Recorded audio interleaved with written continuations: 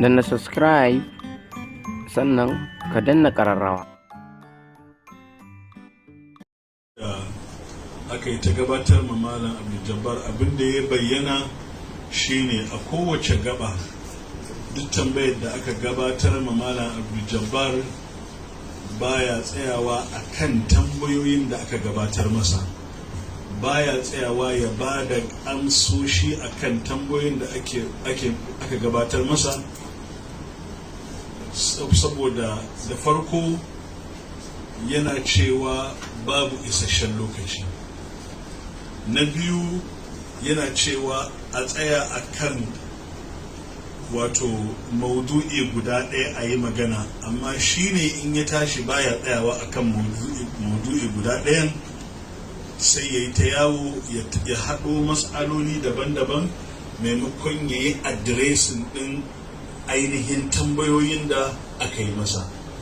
Sannan kuma abin da ake bukata akan waɗansu tambayoyin shine cewa in ya yi da'awar cewa maganar da ya yi ta kaza daga littafi kaza ya gani, in an buƙaci cewa ya buɗe littafin karanto ma mutane, still sai ya ba da uzurin cewa babu lokacin da zai buɗo littafin karanto wa mutane. Waɗannan dai duk waɗanda suke wannan wuri sun san abin da yake faruwa, don haka wato ainihin misali in abin da nake faɗa ƙarya ne, duk wanda suke nan sun gani.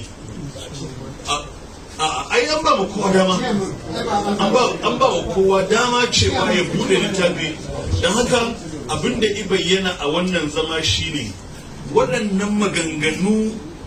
waɗanda suke tayar da husuma a cikin al'ummar musulmi, kuma saboda kasancewar maganganu ne na ɓatanci ga manzon Allah sallallahu alaihi wasallam, wanda wato Malam Abdul Jabbar yake gabatarwa a karatuttuka. Na subscribe